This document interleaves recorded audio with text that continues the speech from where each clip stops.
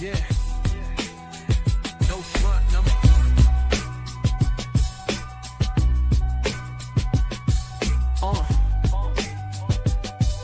Yeah. Welcome to another episode of Unashamed Unafraid. Unashamed of sexual addiction recovery and unafraid of coming unto Christ for healing. This is the podcast where we tell stories. We have experts come on. We do live unashamed episodes.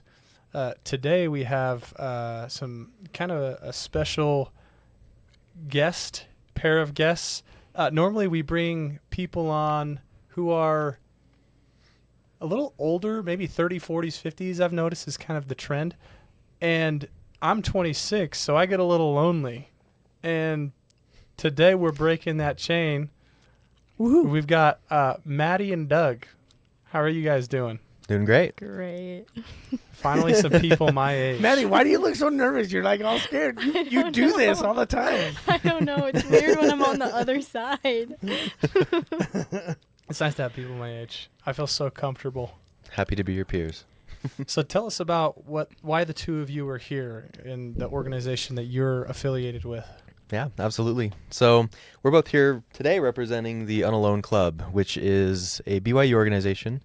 We are a club that's focused on helping particularly students at BYU who struggle with pornography or people who struggle with things adjacent to it. So if you're somebody who supports someone who struggles with pornography, or if you struggle with other issues adjacent to pornography, it's a place for you. And honestly, just a place for anyone who could come and want somewhere to not feel ashamed of who they are and maybe certain habits that they have. Man, we like feeling unashamed. Yes, that is the goal. Maddie, do you have anything to add to that? It's just, in my unbiased opinion, probably the best club on BYU campus. Like, yeah. So something we wanted to mention, Maddie, you've been on this podcast before, episode 81. 81. We just learned. Yes, we just learned that. Chris has a photographic memory of prodigious proportions. Not just kidding. He looked it up beforehand. But so you've told your story. You're maybe not going to share as many details because if people want to go back and learn about you, they can go back to episode 81 and they can hear about what your story has been and grab some tissues because it's awesome. It is so good. It's a real tearjerker. It's brutal. But the two of you are here together because you're involved now in that club together. And just as kind of a point of reference back to that, you also actively lead the Sisters on the Frontier podcast. Mm-hmm. Front lines. Sisters on the front lines. Did I say Frontier? Yeah. But like, the it's Sisters okay. on We're the like, Frontier. we're going out on the frontier too, I guess. Sisters on the front lines. Yeah. I love that. Yep. Okay. Yeah, so the podcast is still going. Right. Well, tell us about that podcast. What is that podcast? Yeah, so I started that podcast back in 2023. And I started it just in an effort to help young girls who are struggling with pornography. Because I mean, obviously, episode 81 have struggled with pornography. Yep. And I felt like that was just a group of people that didn't get really any recognition. And there's kind of an extra layer of shame with struggling with that as a woman. So I started that podcast in an effort to help those young women. So I have like different kinds of episodes. I have professionals come on and share their insights, and then I have girls come on and share their stories. And I love it. How difficult is it to get women to come on and share their stories? It's mainly just been people that either I know personally or have maybe found like my Instagram. Right. But most of the time it's like me reaching out to them. Like I've only had a few where it's them reaching out to share their story. So if you are a woman who struggles with pornography or has struggled with pornography, reach out to Maddie because it is awesome. And you need to get on there because it's your story will touch the hearts of people that just need to hear your story. Mm-hmm. And we need more women sharing their stories because the enemy does not care whether you are male or female, and women are addicted to pornography as well. Mm-hmm. And it's rampant, and it's obviously that's why we're doing what we're doing with creating this movement. Mm-hmm. Right? So love that you're doing that. So you started the podcast, and then you left for 2 years or for 18 months to go serve an LDS mission. And where did you go? I went to the Singapore mission, but it was Singapore and Malaysia. I only spent like 3 months in actual Singapore, and the rest were biking around in the boonies of Malaysia. It was awesome. Love it. And then, but it still kept going while you were gone. Yeah, for the most part. It was definitely slower, but I put 3 girls, including my sister, in charge of it while I was gone. And I had just, that summer before, I had just stocked up a bunch of episodes, which, sad story, they deleted while I was on my mission. But Whoops. but I'm over it. But yeah, so then I had the opportunity actually on my mission to record 1 episode. They like gave me permission. So cool. while I was biking around one day, I was just thinking about like what topic would be the most applicable if I have one topic in 18 months. And I just thought of grace, and what better person to talk about grace than Brad Wilcox. And so I ended up reaching out just through like random connections, but ended up being able to record a podcast with him from like across the world. And it was so cool. That's so cool. It was such a cool That's opportunity. But anyway, yeah, we're getting back into things finally since being home. So it's Love exciting that. stuff. Very cool. Yeah. Well, let's talk about the Unalone Club. Doug, I'm assuming that you have some level of personal connection to the message and to kind of the purpose of the Unalone Club. Do you want to tell us your story, man? Yeah, I would love to. So I, throughout most of my life, since I was about 8 years old, to some degree or another, and off and on at times, have struggled with pornography. It's something I stumbled into when I was very young. I didn't really understand it, what it was, why it was bad. And so I just kind of went with it. You said very young. Yeah, about 8 years old. Okay, 8. Well, that's young. Yeah, 8 years old. I was quite young. And so by the time I realized it was not something I wanted in my life, I had already been struggling with it for several years. And it took a really long time. I don't think I ever opened up to anyone about it until I was 15 or 16, at which point I opened up to my dad about it. And it was tough. I experienced a lot of shame throughout most of my youth, and was just terrified of having people know this about me. And anyways, continuing on, I did pretty well with it leading up to my mission when I went at 18. Where'd you go? I went, so I served in a couple of missions. I was called to the Ukraine, Kiev, Moldova mission, and then COVID hit, and I was reassigned to the Washington, Everett mission for about 9 months, and then finally made it back over there, and the war started in Ukraine, and we were evacuated, so I went back to Washington. Wow. So I moved around Well, a sweet. little bit. You can connect with your people up in Washington, because Yeah. we're having our Warrior Heart Men's Retreat up in Perfect. Washington in March, and you can come to that one. Wonderful. Yeah, Where in it'll be an Washington excuse is that to go at? visit. It's in Yakima, Oh, Yakima. perfect. Or Yeah. just outside of Just Yakima. on the way. Yeah. Yeah. I was up in the tip-top corner up in Everett, but it was a beautiful place. But yeah, so I did really well. I didn't struggle at all with it on my mission, and got home, and about 3 months after I got home, slipped right back into it, and was super embarrassed and ashamed of it. But it was about that time that I really started putting in a lot of the studying and the research into how can I get over this. Before then, I had just counseled with my bishop, and he'd given me the classic, like, plug your phone in the kitchen and don't do this and don't do that, and it didn't work. But then, after my mission, I started studying it more. I started getting into a lot of things like mindfulness, and just started going to therapy, which is great, and undoing a lot of the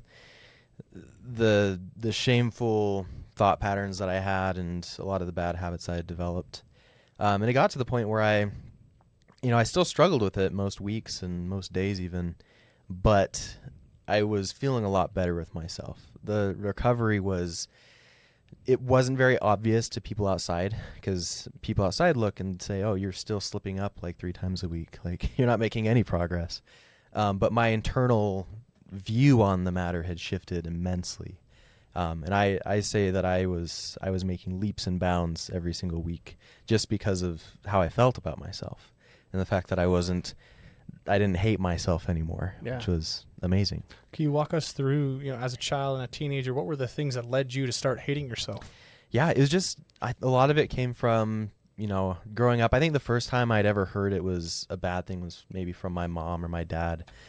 And as a kid, I hated upsetting my parents. And so I heard them talking poorly about this habit that I had, and they didn't know I had it. And I was like, oh no, like if they knew that I struggled with this, they would be really upset with me. What did they say?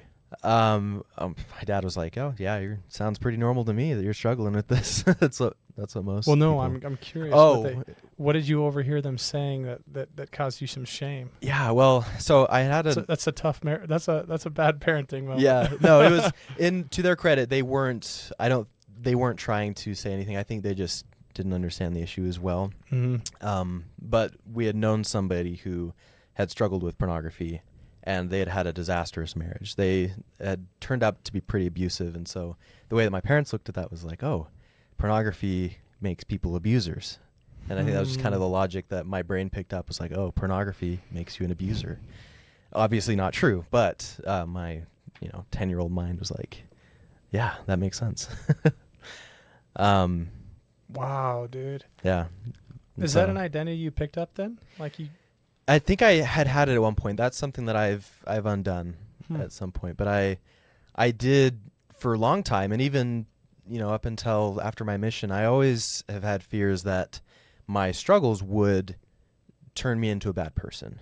Even though I didn't feel like a bad person, well, I did, but it wasn't like It's going to be known that I'm a bad person. Yeah, exactly. It's like, oh, I'm going to turn into somebody that once I get married, I'm going to beat my spouse, or any manner of things, which have not come true, but Right. and won't come true. But Awesome.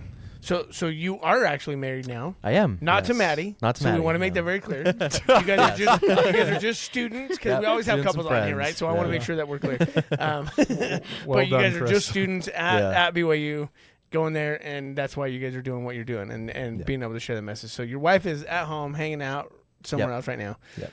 And so did she? You guys start dating? Did you talk to her about where you're at and what your addiction was? And Yeah, What that so I remember our first date that we went out. We were rock climbing.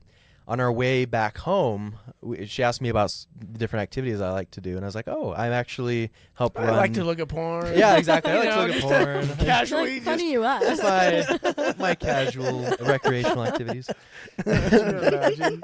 That would have been a very Wow. untactful way to approach that conversation. that was not the story. I'm just no. making that up, guys. Yeah, that's not how it went. No, what happened was we were driving home from that date, and she asked me what I wanted to do. I said, oh, I help run 2 clubs at BYU. I actually run another club for people with OCD, which is something else I can get into if you want me to. But and she's like, what's the other one? Oh, it's a group for people who struggle with pornography. And she's like, oh, okay, cool. And I could tell she was a little uncomfortable with that. And Dude, living unashamed, man. That's awesome right there. yeah, and I didn't explicitly say, oh yeah, I struggle with pornography, but I did allude to the fact that like this is something I'm aware of and that I work to overcome. I was kind of testing the waters a little bit to see how she would adjust to that revelation that this is I would an bet area. she probably knew if you were running Oh, it that you struggled with it. Definitely. That would yeah. be my guess. Yeah, no, she went home after that and called her dad and was like, hey, I'm worried that this guy that I just went on a date with struggles, and he's a former bishop. He's a great guy, father-in-law, and they had talked about it, and yeah, she came off with a very great perspective on it, and Awesome. yeah. So then we've had other conversations about it throughout the time that we dated. We discussed it. I'd bring it up in pieces. It was never like a let's sit down and have this massive talk, because I think that would have freaked both of us out. We're both anxious people. But like just over time, I've let her ask questions. I've told her a bit about my story and ways that I've struggled, ways that I cope with it. And that was really helpful. And, we came up with a game plan pretty early on into dating on how we wanted to approach it. And something we decided was that, and this sounds bad, but I didn't want her to be my accountability partner. That's perfect. Yeah, I was That like, is so perfect. good. I'm glad that's got an understanding. But I was like, I don't want that to be a central part of our relationship. And we talked about it, and there's more to our relationship than just the struggles we have. And that was really important. And the fact that she was so game to go with that, and that we could talk about it and didn't have to feel like it was this dark pit in our relationship was wonderful. And that to me was one of the things I was like, I love this girl. She's awesome. Love that, man. Yeah, and I mean, since we've been married, I've done really well. I haven't had any struggles. I'm not naive in assuming that I'll never struggle, but I've been doing wonderfully since we've been married. And I remember I was laying in bed with her a couple nights ago, and we were just talking, and I was telling her, I was like, hey, this is the longest I've ever gone without struggling with pornography, and at least in recent years. And she was like, that's awesome. And you know what? Even if you'd slipped up, and if you told me, it's a great chance for me to love you more. And I was like, thank you. This is Dude, that perfect. is super cool. She's the most perfect woman ever. Somebody taught her well. Yeah. Yeah. Yeah, I don't know who it was. If it was her dad or her. I remember That's really initially, cool. yeah, she hadn't had much exposure to the idea of pornography, and especially not in somebody that she dated. And so she didn't really have any opinions that she'd formed about it. And so when she went and talked to her dad, he gave her some really good advice. And as she talked with me about it, and I was able to share my perspective as somebody who struggled with it for most of my life, that was really helpful as well, I think. Yeah. Doug, in your recovery, how has this idea of some of those harder things being an opportunity for someone to love you even better, how has that been a theme in your recovery? How has that helped you to get where you're at right now? It's been crucial, because I think one of the reasons I was so afraid of telling my story to people was that if I told them, they wouldn't love me, I guess was the sort of mental game I was playing in my head. And just having somebody that's decided, yes, like, I love you even if you struggle. And if you struggle, I still choose you. Yeah, I still choose you even if you struggle. And that to me was the most just affirming and weight off my shoulder that it could have possibly been. It was wonderful. Wow, beautiful. So did you start the Unalone Club? No, I didn't. So Okay, it actually. how did you get involved in that? And then we'll come back to you, Maddie, like how you got back, when you got back, how you got involved. Yeah. So it was actually started during COVID, I think, by Emmy Bass. She's wonderful. She's fantastic. She's worked with Relay Recovery, I know, since she's been graduated. But I first showed up to the club, I think about 2 years ago.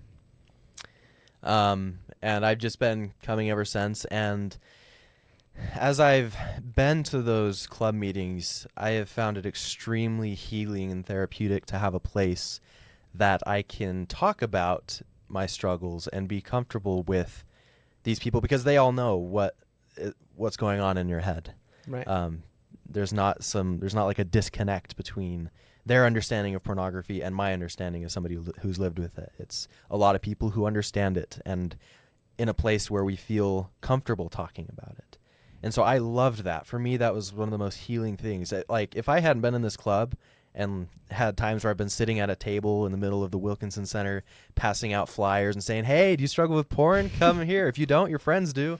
Come and join our club. Come and talk about it. And I you don't think definitely... they do, you're lying. Yeah, exactly. Yeah. Okay, can we just, there's so much there. There's so much there. Yeah. Can we just talk about that? What Yeah. was that like for you the very first time? Because I've thought about that before. I'm like, man, because I work at BYU right now, right? And I'm like, boy, I'm still like, I feel like a little bit too close to the age of everybody who goes to that, where there's some fear that comes. Yeah. So I'm just curious what your experience was like as you started to step into that, being so unashamed about it. That's like huge, man. Yeah. Yeah, it is. I wish I knew when the moment was where that shifted, because if you'd asked me to do this 5 years ago, I would have crawled under a desk and cried probably. There's no way I would have shared that. But I don't know what's led me to that, but I know starting that process and actually putting myself out there and being comfortable sharing this and saying, hey, I'm somebody who struggles. The thing that's given me strength to do that is realizing that I wish I had been able to see people doing that when I was in my deepest points of struggle. And that's given me the courage to do it, in the hopes that there's somebody walking by that's thinking that they hate themselves because of their struggle with something that they shouldn't struggle with according to someone's moral standard. And I want them to know that there are other people like them. And that's what Unalone Club is all about, is knowing that you are not alone in your struggles. Wow. Unashamed, Unafraid, and Unalone.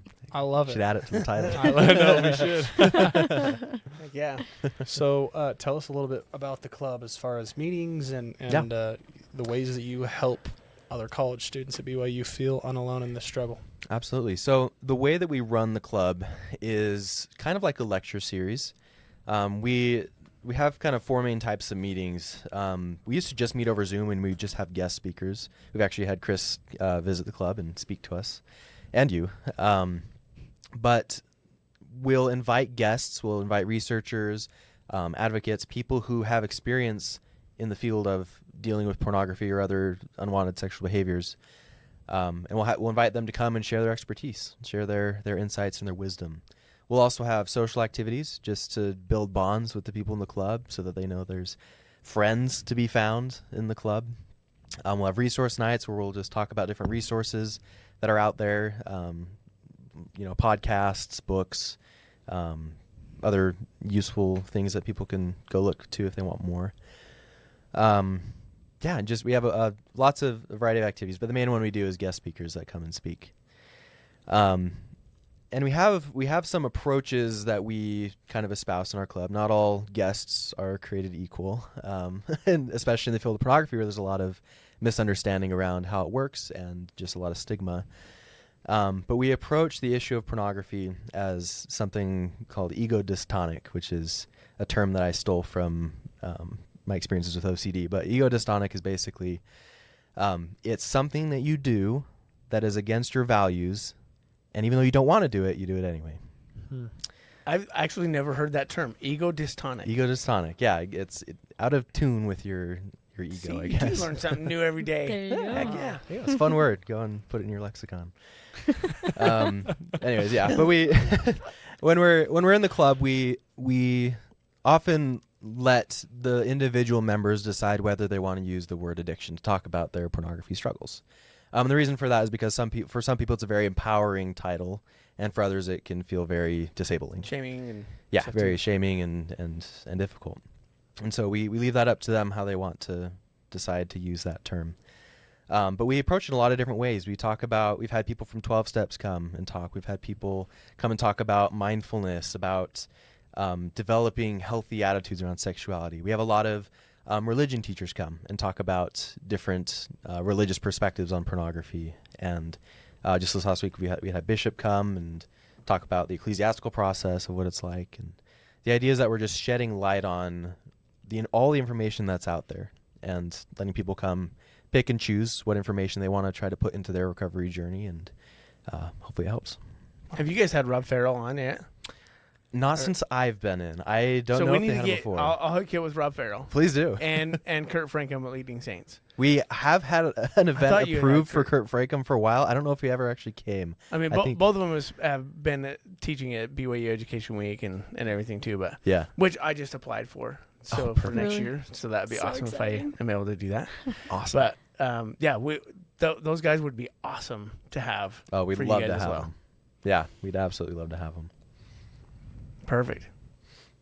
Rob Farrell is the man. I met him. He's a guy I've met at Warrior Heart. I don't know him as well as Chris for sure, but I don't know. I'd consider him an expert on young adults of sorts. Oh yeah, So- 100%. That's what he speaks on BYU Education Week, and Yeah. I mean the guy is that's Kurt Frankham's at Leading Saints. That's his number one downloaded podcast is Rob Farrell's podcast. Wow. Because how he talks about young single adults. Interesting. So it's super cool. So, can you tell us? I'd love to know, as you've been having guest speakers come in and talk to your club about different topics of sexuality and addiction and pornography and unwanted use, things like that. What are some things that stick out to you or have stuck out to the members of your group as being particularly helpful in this kind of a battle? Yeah. The main one, I think that hopefully, and the goal of the club is that people get out of this a sense of community, and that it frees them from isolation. Because anyone who's struggled with unwanted sexual behavior knows that isolation is the bane of your existence. That's what it leads to struggle. It leads you to staying in struggle, and it leads you to hating yourself and your struggles. And so that's the main thing that I hope people get. We have a lot of talk about connection and different kinds of connection and how to cultivate those types of connection. Other messages that I personally found helpful and that we've had a lot of people have said are helpful are talks where they speak about pornography less as the main problem to confront and rather a symptom of other problems. Because for a lot of people, pornography is a symptom of something underlying. Maybe they're struggling with depression or other unwanted emotions, and maybe this is how they've learned to cope. And so that's really helpful too. And any message that we can get, there's something to learn from. And so those have been some of my favorite aspects of the club, and that I hope people are getting out of it. Why do you think that particular message resonates with young adults so much, that pornography is a symptom of a different problem? I think a lot of it comes from, and this is just my personal view. I don't know if there's anything to back this up. But especially at BYU, we approach pornography because we look at it from a lens of transgression, from a lens of pornography as sin. And as religious people, as Christians, it is our duty to confront sin and change and to turn away from sin. And so we put a ton of focus on the pornography. And I think sometimes that leads us to forget about things outside of pornography, the other things that we need to be doing to help reinforce our efforts to overcome pornography. So things like focusing on service, on being healthy, going on hikes and eating well, surrounding yourself with good people. A lot of those can fall to the wayside when your only focus is, I need to conquer this, I need to overcome this. Until I conquer this, I can't move on in my life. Dude, that's a fascinating perspective, because if you think about it, I've thought about this a lot. Is the real sin porn or masturbation, or is the real sin something deeper than that happens just before? It's like, yeah, like we know that there's pain. We know that there's porn is manifesting something else that's going on, right? But I almost wonder if the way that God sees it, and I don't know. I'll ask him someday. Yeah. Can I add on to that a little bit? Yeah. I recorded a podcast with Richard Ostler a while ago. It's not out yet, but there was just this little snippet of where he was talking about that, and he said that, like, Satan doesn't win with the pornography. He wins when we separate ourselves from the love of God. Yeah. Totally. Yeah. So maybe it's like you go back to Adam and Eve, right?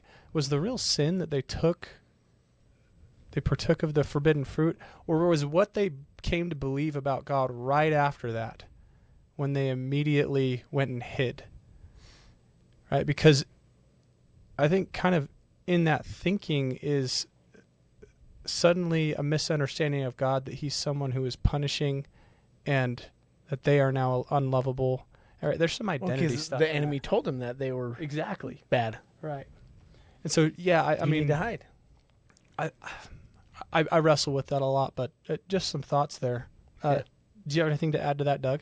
No, I agree. This is kind of a perspective that I've begrudgingly moved towards, because I remember I was talking to a therapist about this. The first time he said, why are you actually afraid to look at porn? Like, what's the problem there? And I was like, it creates problems in your relationships. It destroys your self-esteem and all these other things. And he's like, do you think the problem maybe isn't the porn, but what's leading you to the porn? And I was like, no, that can't be. But then the more I thought about it, the more I think I agree with him. And the more that I've thrown my efforts into addressing underlying things, Right. Yeah. it's become so much easier to address the pornography. Right. And as I've worked to improve other areas of my life and improve how I view myself, it's like someone used a metaphor that I think it was Cameron Staley in one of his TED Talks. He says, depression or anxiety or whatever it is the cold, and pornography is the cough. It's a symptom of the cold. Wow. And the more that I think about it that way, the easier it is for me to work on it. Yeah. Yeah, I feel that a lot of the time. I think at the end of the day, I mean, it's probably both, right? Because there's people in their lives who don't react the same way to the pain in their life that I do. And it's probably a little less destructive for them, truthfully. But underneath, I'm hoping, and I believe this is the case, that God, deep down, really what he just wants is our heart. And so all of these, these kind of whack-a-mole symptoms, they stop popping back up when you solve the real issue, which is underneath, and that is a full yielding of your heart to God and a new identity and increased ability to emotionally cope and be honest. And so, Yeah, anyways, and fun tangent. Thanks for entertaining that. Yeah, But totally. Yeah, and that's just the last thing. That's the end goal of all the commandments, right? Yeah. Is to change your heart. Yeah. So Other themes that seem to be particularly helpful or resonate with people in your club. The motto of our club that we've kind of adopted from a TED Talk is that the opposite of addiction is not sobriety, it is connection. Mm-hmm. Johan Hari. Yep, Johan Hari. That's where it comes. And that has been, I think, amazing for a lot of the members of our club. We've had a lot of people come and talk about connection and the different ways that we can find connection and how that can help us to overcome pornography or other unwanted behaviors. So that's a huge one. Yeah. That sense of community. So Maddie, you get home off your mission, and what have you done to stay in connection, to still keep going, to drop into this again? Not even again, because you weren't part of this before you left on your mission, right? I was. Oh, you yeah. were? Mm-hmm. Oh, sweet. So you're just jumping right back in. You're like, Just "Here we jumping go. back in. I know this is where I need to be. Yeah. Why was that critical, though? Because, I mean, if you jumped right back in, I'm sure that you saw something there that you needed back in your life. Oh, yeah. I probably thought about, going back to these things, every day of my mission. Not to be trunky, but, I feel like I was trunky for a good thing. But I just got really excited because, I feel like I have such a passion for this, and I love the Unalone Club. And before my mission, the meetings were only on Zoom, which was nice because people were able to remain anonymous and just join whenever, from wherever. But now we have our meetings in person, and it is the coolest thing ever. There's so much more connection, right? There's so much more connection, and you just during the first couple meetings, it would just be halfway through a meeting, the presenter's not even presenting about something emotional. I'm like, why am I crying? It's just so powerful, being in a room full of those people, because I say this to Douglas all the time, but the people that are in that room, I think sometimes think that they're in that room because they're the only ones on BYU campus that are struggling with pornography. The truth is They're not alone. yeah, the truth is that the majority of people are struggling, but they're the only ones that have the courage to show up to a meeting and do something about it. Love that. And right? so I just love the crap out of those people. So yeah, I got right back into it. When I was a guest with you guys when I was online, I'm like, I feel so bad for these people that are not willing to show their face. Yeah. Because I'm like, guys, if you just knew, if you can just talk about this stuff and just show up in it and be like, you know what? Yeah, this is something I struggle with, and I am refusing to do this alone. Because we have to have connection. We have to have community. The community is what keeps us going. We can't do this alone. God didn't create us to do this whole life alone. And so why would this be any different? One of the biggest struggles that anybody struggles with, oh yeah, hey, why don't you do that alone but nothing else? No, we got to have that togetherness and know that. I mean, I remember walking in my very first recovery group. I was scared to death because I'm like, who am I going to see? And it's this recovery program, and I'm like, I know there's going to be 2 or 3 other couples in there, walk in and there's 36 people in there. Wow. And I'm like, I'm not alone. This is so much bigger than me. That was the very first time in my life that I had never felt alone. And it was just so awesome for me. You want to know one of the first times that I felt unalone in my whole life? Yeah. I walked into a youth teen pilot 12-step group at Riverton High School in Riverton, Utah, and you were the facilitator, Chris. Yeah. Yeah. It gives me... we talk about this all the time. We've probably brought this up like 100 times on the podcast already. It always It's gets such a brings full up tears circle, for me, man. legendary moment.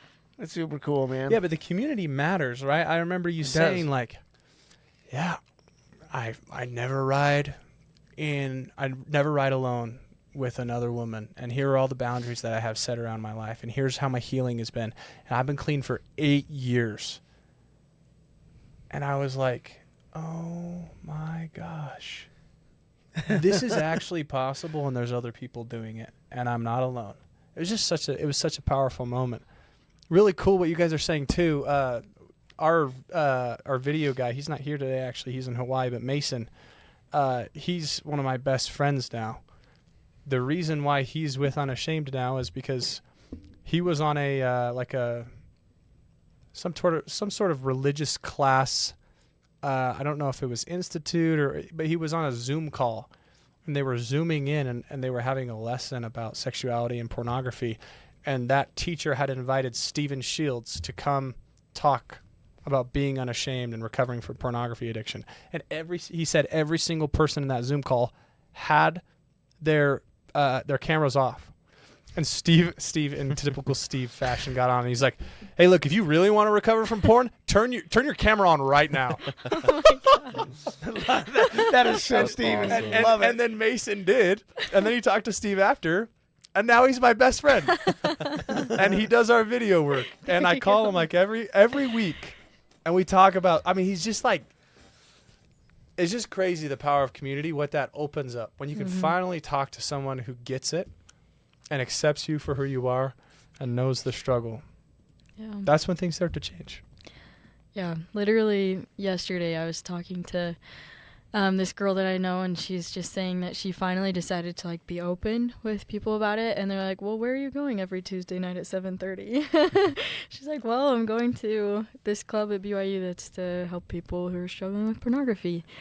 And she's like, "I have been blown away because almost every single person that I've said that to says, 'Oh my gosh, I struggle with that too.'" And that's just what happens every single time when you decide to be open. You're just stunned at like the amount of people that say, "Well, me too." Yeah. Wow. So cool. So did BYU start this, or did another student start it and was like, "Hey, BYU, you want to get back behind this," or like how did that come about? Yeah, so it was started by a student, Emmy Bass. She's awesome. But she had a boyfriend who was struggling at the time with pornography, and she's looking around for resources, and she's like, "Wait, there's nothing on campus. Like there's these recovery groups that meet in the basement of the Wilkes Center. It's always in the basement. It's always in the basement, in a place no one wants to Gotta go. hide. Shove them down hide there. I know, hide them. Turn the They got lights off. problems. Yeah, we still meet in a basement, but it's a better basement. It's a nicer basement. It's just the only room available. Anyways, but it started by a student. She approached a professor because to start a club at BYU, you needed at the time an advisor, a professor that would kind of help run the show. So she approached Dr. Casey Griffiths, who's amazing. He's a church history teacher at BYU, and she said, "Hey, let's start this club." And I think at the beginning, BYU was kind of like, "Okay, like we'll try this. This is an interesting idea for a club," but it's been nothing but good since its inception.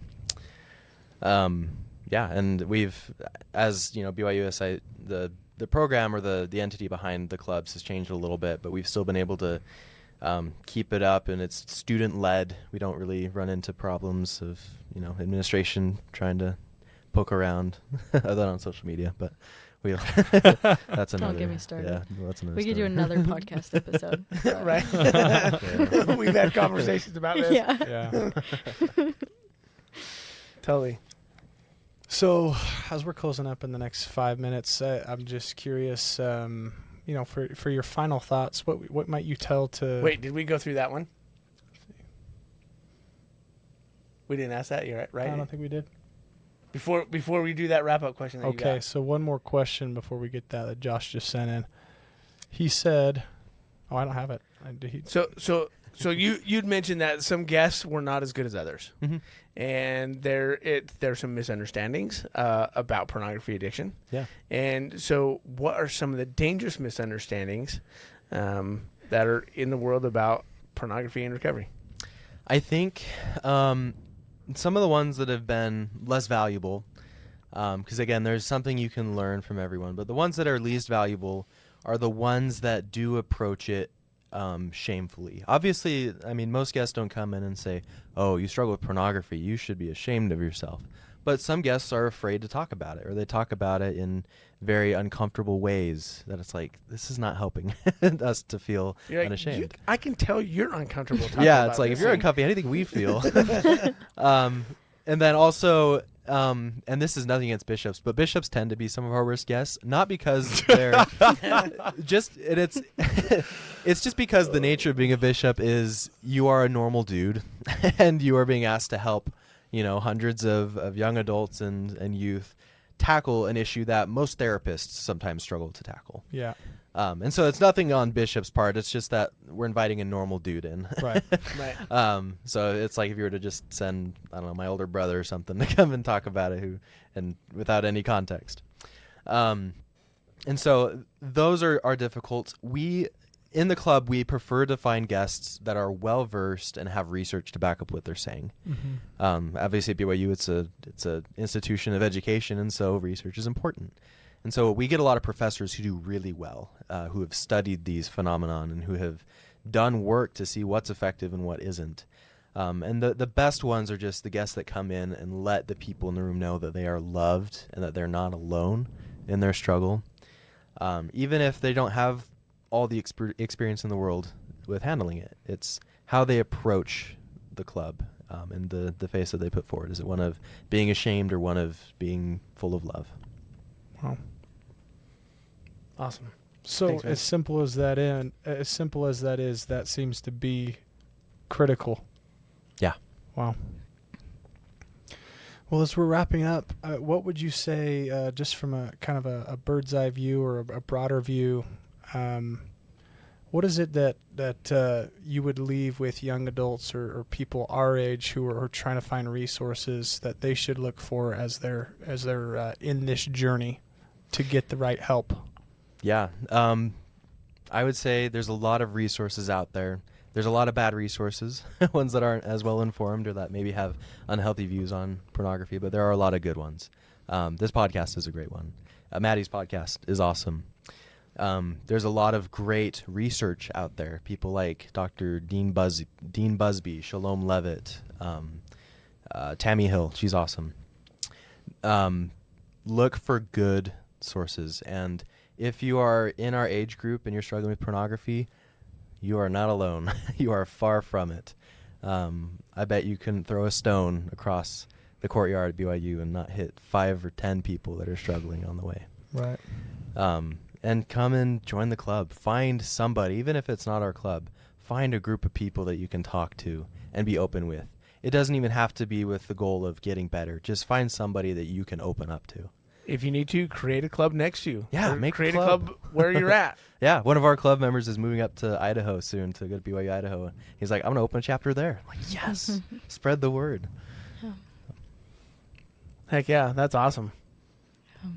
So can anybody? You don't have to be a BYU student to go and attend that, or do you have to be? Yeah, unfortunately, you technically have to be a BYU student to attend. I'll never turn anyone away. If So they're not BYU checking if BYU BYU IDs. Student Associations is listening to this podcast right now. We No, you don't do. invite Like, yes, anyone. you do have to be a BYU student. If they are not, no, you do not. But I don't always ask the guests where they're from. Right. Yeah. So you're Totally. not sitting there taking BYU IDs from Yeah. people to make sure. Yeah. No, just show up. So this is a community. This is a relatively community resource that people in the Provo-Orem area can access. Yeah, Mhm. it is. And we have an Instagram, we have a link tree with past recordings of different meetings that we've had and other resources you can access to. Right on. Can I just add in one last thing Go that ahead. I would say to Absolutely. young adults? This just came to mind yesterday in our club meeting. We had the bishop of one of our club officers, come and present. And towards the end of his presentation, he was saying that that club officer had texted the bishop and been like, hey, I'd love to just put a little poster thing in like our ward chat or whatever about this club because I think it could help people. And the bishop responded and is like, yeah, like that's fine, but like, are you sure? Like people are kind of gonna know, you know? And his response was so good. He's like, oh, well, I know who I am. I'm pretty confident in who I am. I just made a mistake. I'm like, oh my gosh. Heck yeah. His name is Bowen. He's got the coolest mustache ever. You're gonna have to come to the club to meet him. Wow. But Wow. but he's awesome. But I just think that's pretty cool. So I would just that would be the message that I would leave with young adults is that you know who you are. You're a child of God. You just made a mistake. Love Awesome. it. Maddie, Doug, thanks for coming on today. Guys, if you're out there in podcast land listening to this and this was helpful to you and you know someone else it would be helpful to, send it to them. Share this message. Get other people out of shame as you find community and build your recovery. Get access to our bonus content and become an outsider on unashamedunafraid.com. You can find us on social media at unashamedunafraid. And remember to subscribe to our YouTube channel. We are trying to build that right now, and we have some great quality content, as well as if you are a You can scroll. hang out and see our faces. Yeah. If you are a scroller on YouTube, which I admittedly am, and I'm working on that, go to our page so you can at least get some good content from Unashamed Unafraid pumping through your feed, because that does make a difference. In fact, when I see stuff from our YouTube page pull up, I usually hop off YouTube and go do something better It's with a my reminder. life. Oh man, I'm Yeah. wasting time here. Anyways, thanks again for being on, guys. Until next time, continue to live unashamed. Yeah.